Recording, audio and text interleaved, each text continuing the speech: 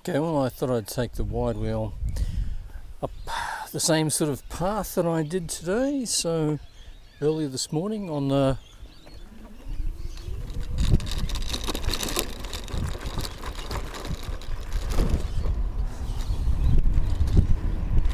MX60. Guess there's no point in showing everything. I'll just string together some highlights. Yeah, it's noticeably slower. Well, I can say I've got a hell of a headwind coming out of town. Sort of turned around a little bit to be pretty much south, so that's going to slow me down a bit. Okay, just coming down the first decent hill out of town. Still a nice day to be out.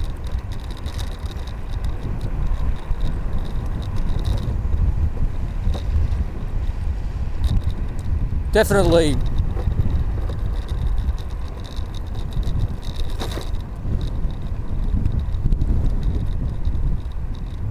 feels pedestrian compared to the other scoot, but it's definitely faster than I could run.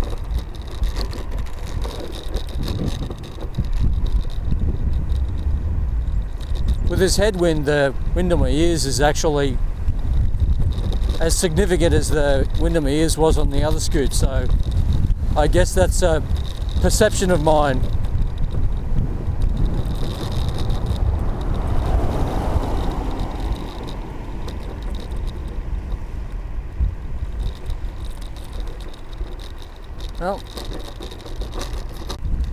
Well, coming up the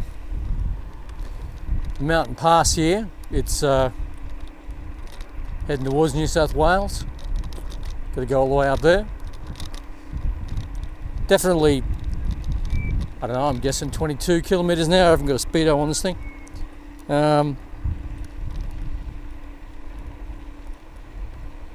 Feels kind of slower, but then if I was bicycling, it would be slower than this as well, because I don't think very many cyclists could come up this hill at 20 kilometres an hour. Certainly not most of the hill. Well, still quite pleasant. Without as much wind, I am actually able to hear vehicles behind me.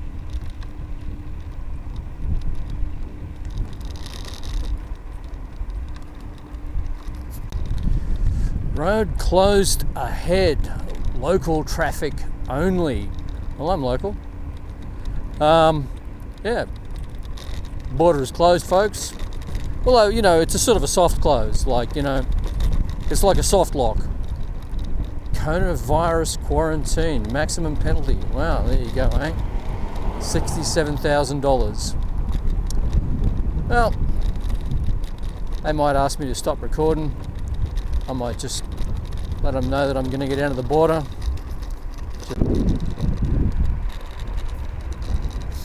I didn't actually go down here before, so I will this time.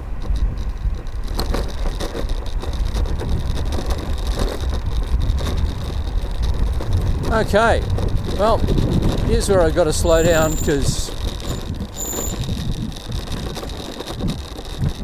I can't go across that like the cars can, because, you know, my wheel would get stuck in there. That's a nice little time of day. Well, head back up. By the way, in case you didn't know, rabbits are illegal in Queensland. Bit of a hangover from the past when we had a plague. Okay.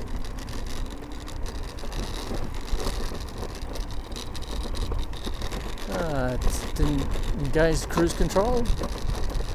Road closed, yeah.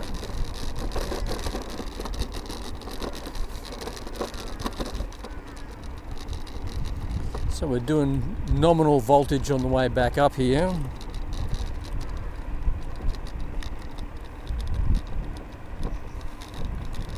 Have a good one, guys.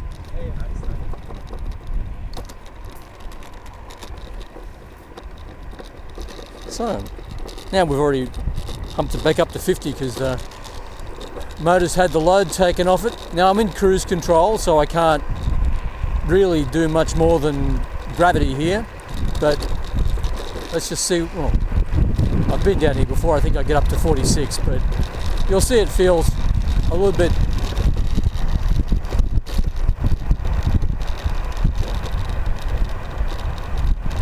slower than the other one, but you know, you've got to put some concentration in it. Got to keep your footwork forward.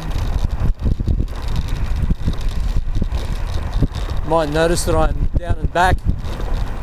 I got plenty of room on the deck to do that, and the other scoot, which would be better, doesn't have the room, so I feel a bit kind of iffy doing this on that.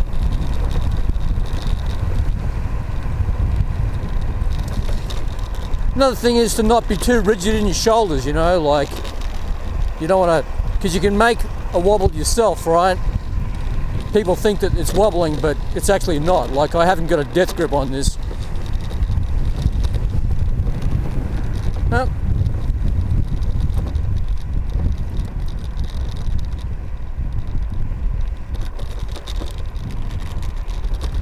There it is.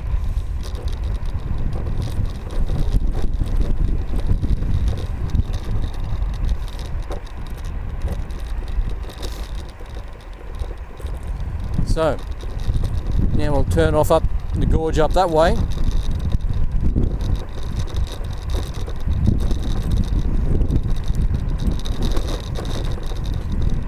See how long the trip takes me.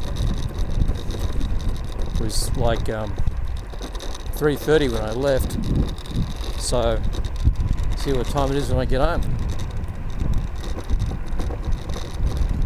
And there's no one coming, and there's no one coming the other way, so I'll just take a shortcut. Notice how much I was leaning off. Okay, well, it is a pretty sweet bit of countryside along here, isn't it? It's kind of like going for a country walk, you know, but since we're traveling 20 k's, that'd be a pretty solid day's walking, and in some ways it wouldn't be the most interesting walking area, but speeding it up a little bit by, you know, taking an electric scooter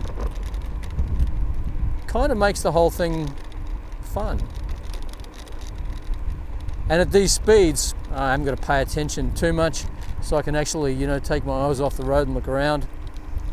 Whereas riding on the MX60, I tend to be focused more on the road, like as if I was riding a motorbike. Whereas on this, I tend to look around more and almost behave a little bit more like a passenger on my motorbike. And yes, I have passengered. I'm not one of these guys that can't sit on the back. It occurs to me that on the wide wheel, since it only does 23 or 24 kilometers an hour up these hills, I don't have the option for the temptation to go faster.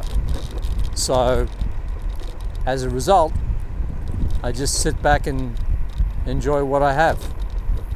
Whereas on the MX60, pretty much tempted to go faster. This is about as much fun on the, well, actually, the MX60 is so goddamn competent on the downhills that this is actually kind of more exciting to ride on the downhills, because the other one just feels like it's lapping it up, and this one feels like it's on the edge. Well, a lot more people in the car park down at the park today. Well, this afternoon compared to this morning. I think I'll avoid going down in there. Just crawl up here, I say crawl, but it's still faster than I could walk, faster than I could run, faster than I could ride a bicycle. It's I just call it crawl up because it's like a fucking bulldozer and just keeps going up the same speed irrespective of whether you're on the flat or going up a hill. It's fairly impressive, really.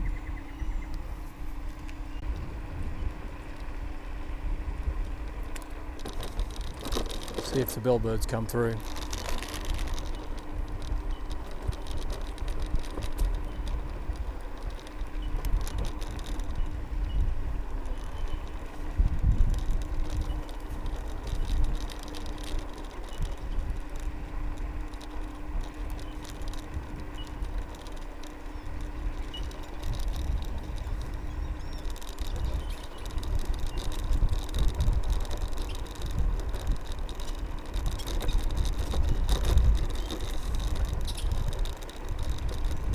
Pretty quiet at the moment, aren't they?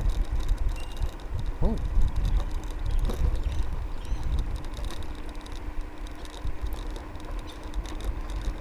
Okay.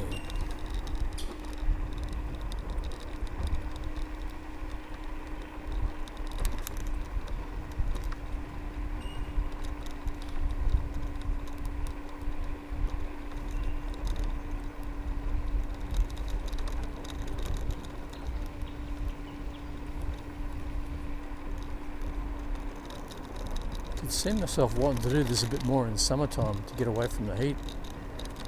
Just come for a crawl up here in the Arvo.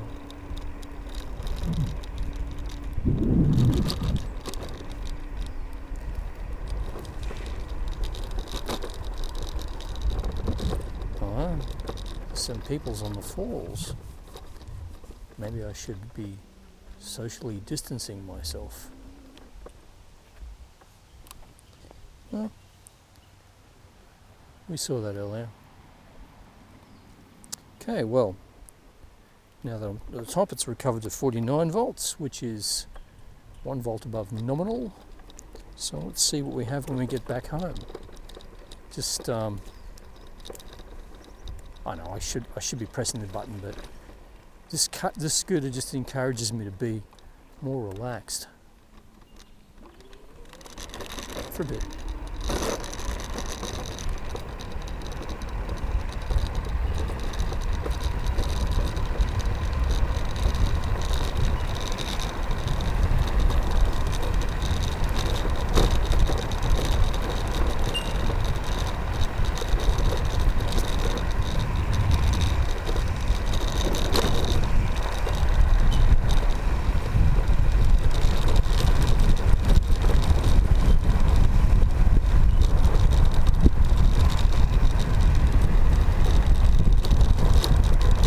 Well, I've got the cruise control engaged at full speed, so whatever else is happening, that's gravity. Obviously it's doing a little tiny bit because it's showing 48.9, which is a little bit below what it was before.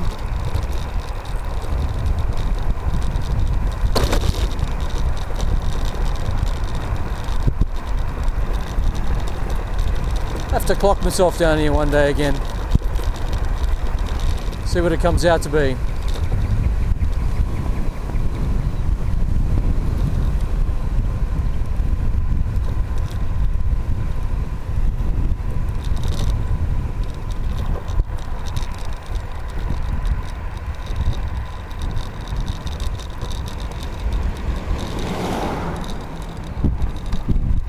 So in these corners I usually tuck my elbow in a little bit so that I don't wave my arms around, causing wobbles by having my arms too tense. So I got a bit of a damper, using my arm as a steering damper into my body. Well, let's catch you later. One thing that occurs to me is that now I've got a bit of a tailwind. It's almost silent.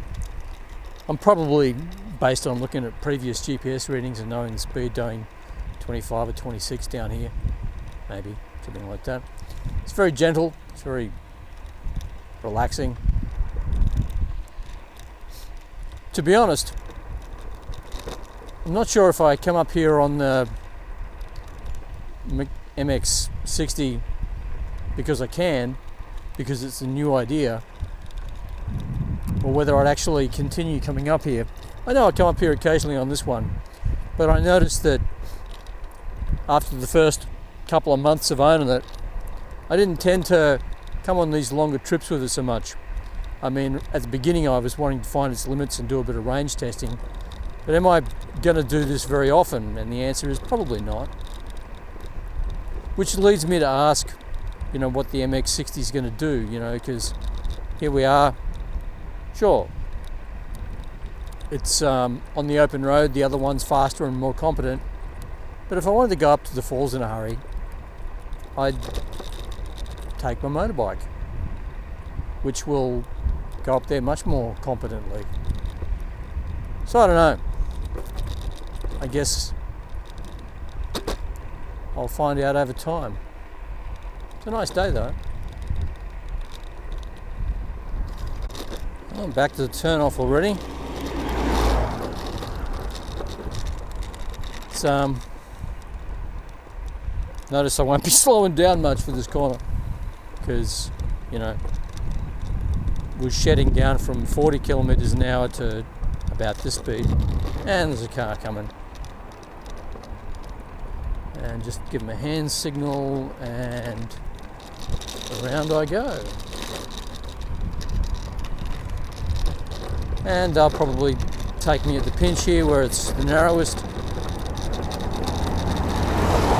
Of course they would.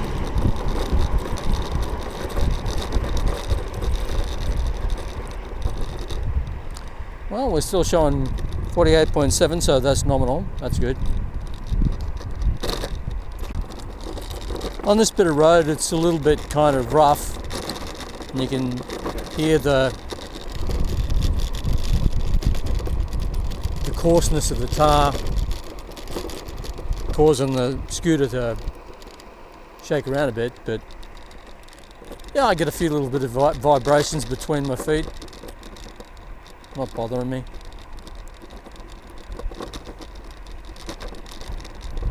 Better than having a flat tire.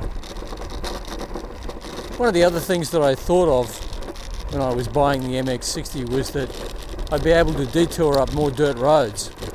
And just up here on the left, I could always detour up there. I thought about doing that on the way home this morning on the MX60, and I decided, oh no, I couldn't be bothered because it's just, yeah, it does it, but it's just not that much fun. I prefer having an actual motorbike for dirt roads where I've got the rear wheel that can actually give me some power and I can power slide it out. This thing's got no acceleration once you get moving. And with the front drive as well, you don't want that front to let go. Oh no. Well, this hill gets me going fairly quickly on the way down. Okay, we're bogging down to 47 volts. 46.2 volts. Nominal is 48. No, it didn't go down below 46.2. Now she's on the rise back up again as the hill is cresting. So that's good, 46.4. So I reckon if I stopped, I'd probably see 48 nominal volts on it. Pull down to maybe even 48 and a bit. It's not bad. So I don't think I'm down past half battery yet. Well, I thought I'd better include this hill in it as well, just to make sure that I'm pretty much doing everything I did on the last trip. Oh yeah. How's it going, guys? Gotta get out of the house or I'll go fucking mad.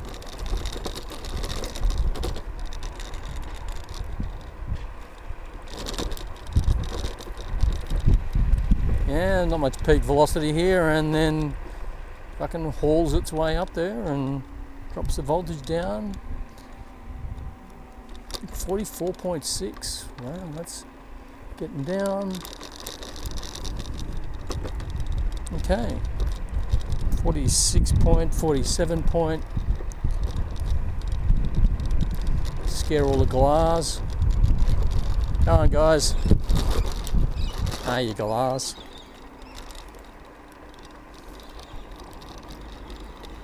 Okay, 46.35, climbing up. Oh, nearly home.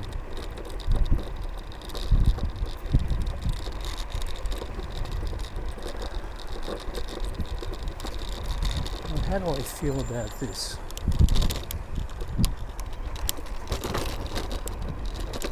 Doesn't quite have a lot of kick out of that acceleration anymore, so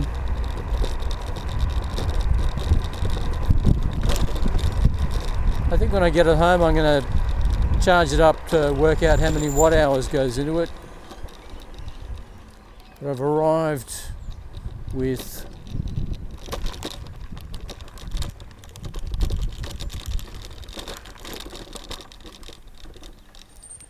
48.1 volts, 48.2 volts. So that's above nominal. So there you go. This little guy has made it around more or less the same journey, and I haven't gone below halfway yet. So this, when it recharges, is going to use less than half of its capacity. So it's a 630 watt hour battery. It's probably only going to use, I'm going to guess, 200 watt hours. I'll update the description with additional information, such as exactly how many watt hours it used when it charged and what time it was when I got home.